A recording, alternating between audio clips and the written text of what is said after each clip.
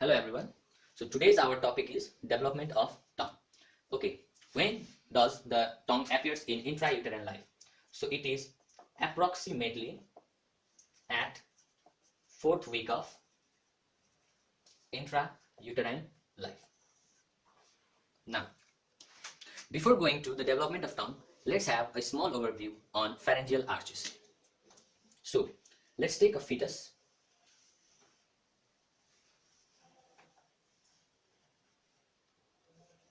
This is a baby fetus, and we cut it from here. When you cut it from here, then we can see pharyngeal arches. So it's like this. It's very simple to draw. We'll draw the same structure here. Now, joining.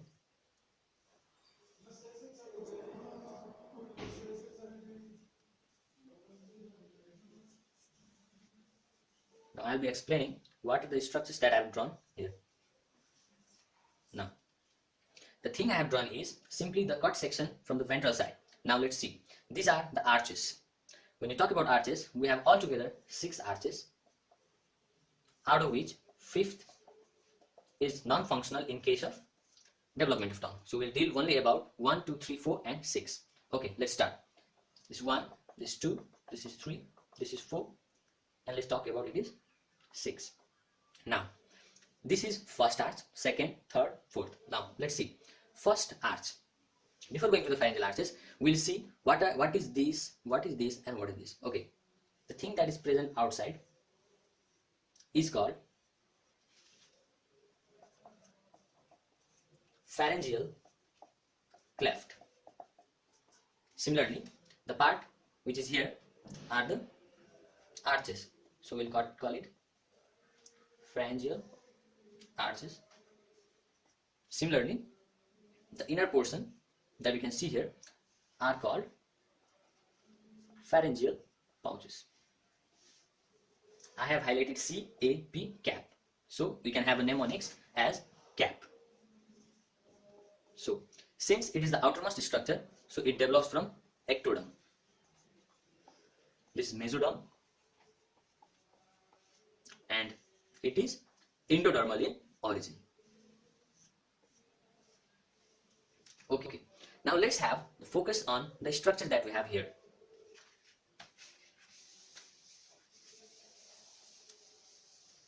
Let's see. On the first arch, what we can find is 2 lateral swellings. These are 2 lateral swellings. So these lateral swellings can be called as lingual swellings. Alpha L. Similarly, the structure present in the medial side is single and is called medial swelling, which is called tuberculum impar. These names are very important in the development of tongue. So it was all about first arch. So we have a small structure here just below the tuberculum impar. Everyone might have a confusion. What is that structure? Initially, it was thyroglossal duct that used to connect. Thyro means thyroid gland and glossal means tongue. So it used to connect the thyroid gland with the tongue. But later on, after the maturation or after the development, thus this thyroid glossal duct got converted into a foramen. The name of that foramen is called foramen secum. It is very important in MCQ point of view. Okay, it was all about first arch. So let's go to the second arch.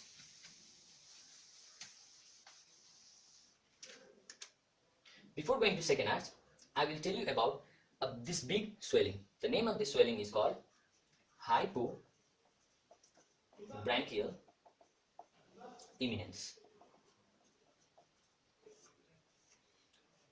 It can be also called as cupola.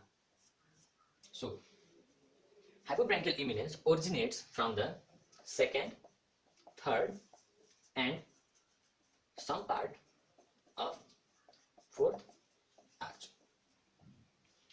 So it also helps, it also takes part in the development of tongue, which will be discussed later. Similarly, now let's talk about the development of tongue.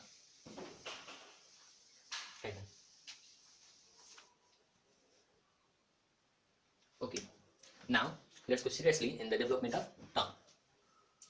When you talk about the development of tongue, it can be studied under two parts. One is the development of epithelium of tongue, and another is development of muscles of tongue. Okay, so firstly our topic is epithelium of tongue. From where, what are the sources from which epithelium of tongue develops? So let's see. Let's take a look on a mature tongue.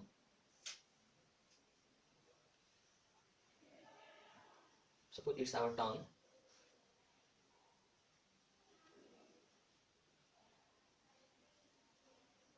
The tongue can be divided into three parts. This part is called anterior 2/3 of the tongue. This is called posterior 1/3, and this part is called posterior most part of tongue. So we'll go on behalf of the development according to these parts. So let's have a look. Firstly, anterior 2/3. When you talk about anterior 2/3 of the tongue, as I already said you, these two parts are called the lateral swelling, and this is called medial swelling called tuberculum impar. Now, these two lateral swelling enlarges in size and they join with each other such that there is formation of anterior 2/3 of tongue. So simply, when you talk about the anterior 2/3 of the tongue, it develops from first arch, from the fusion of lateral lingual swellings and medial tuberculum impar. Now, it was all about anterior 2/3. Now, we'll talk about posterior 1/3.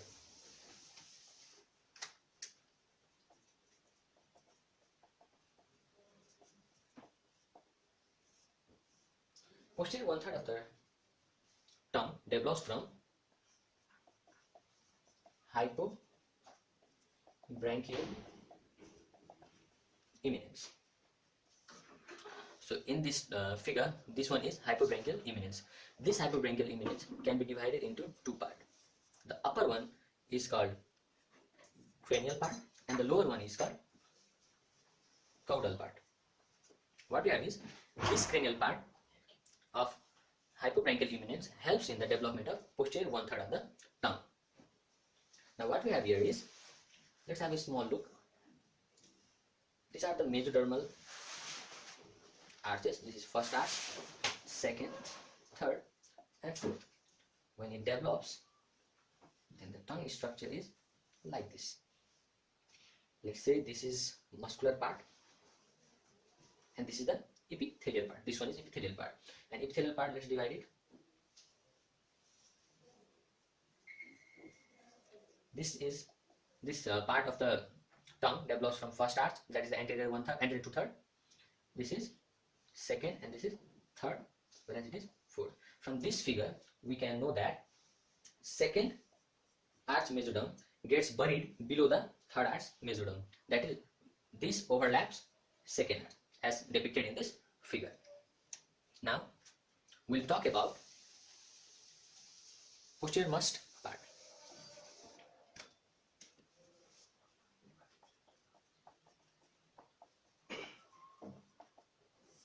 Posterior most part of tongue. It's very easy. It develops from fourth arch. That is the mesoderm. As I said you, arches develop from mesoderm. So the topic I have told you up to now are all the part developed from mesoderm. So it was all about anterior 2/3, posterior 1/3, and the posteriormost part.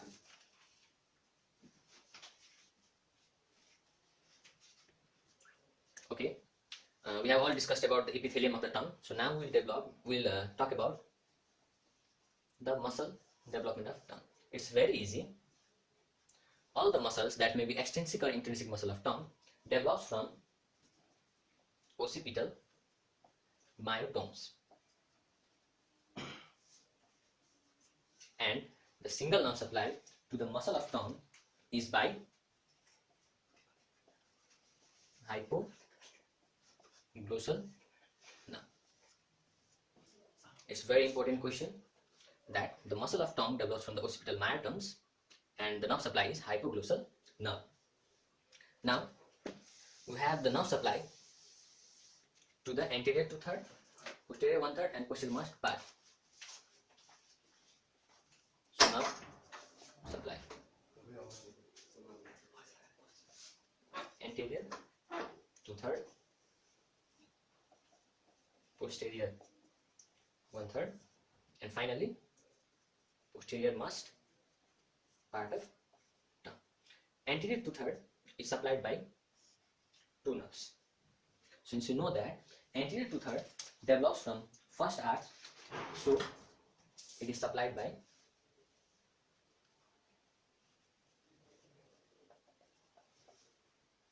mandibular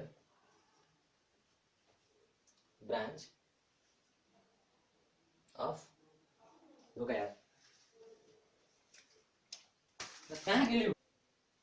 So let's talk about the nerve supply of tongue. So anterior 2/3, posterior 1/3, and finally posteriormost part of the epithelium of the tongue. So anterior 2/3 is supplied by two nerves. It is supplied by mandibular branch of trigeminal nerve. Similarly, the name of the other nerve is chorda tympani nerve. Now, similarly, the posterior 1/3 of the epithelium of the tongue is supplied by glossopharyngeal nerve.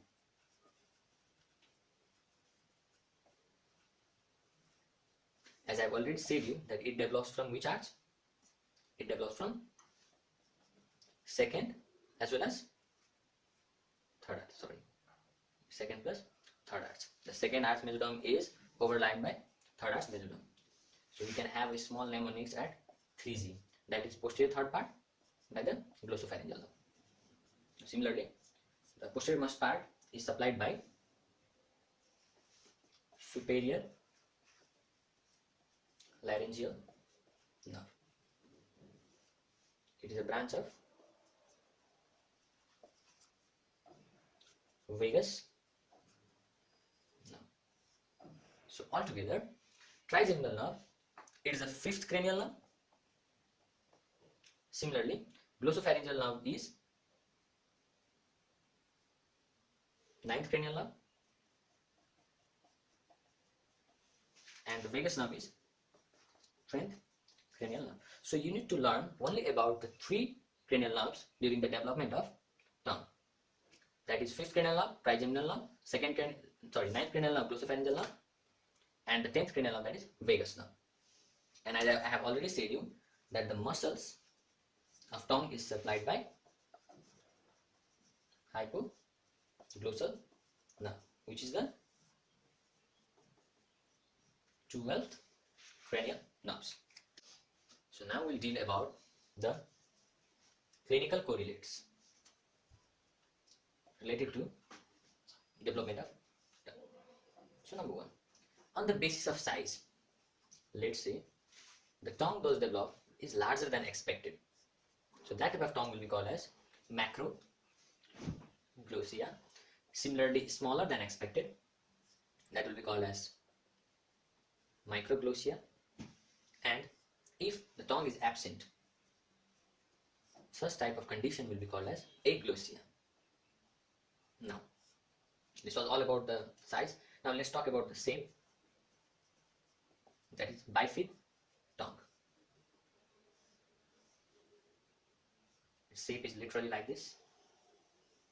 Bifid tongue.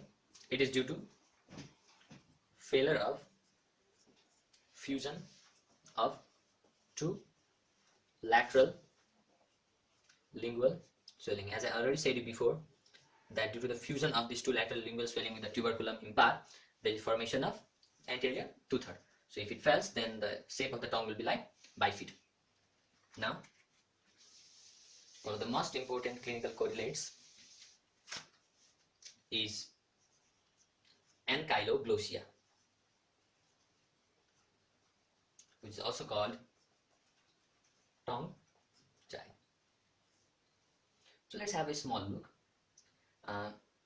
Let's see the posterior aspect of the tongue. Generally, there is a small structure which connects tongue with the floor of the mouth.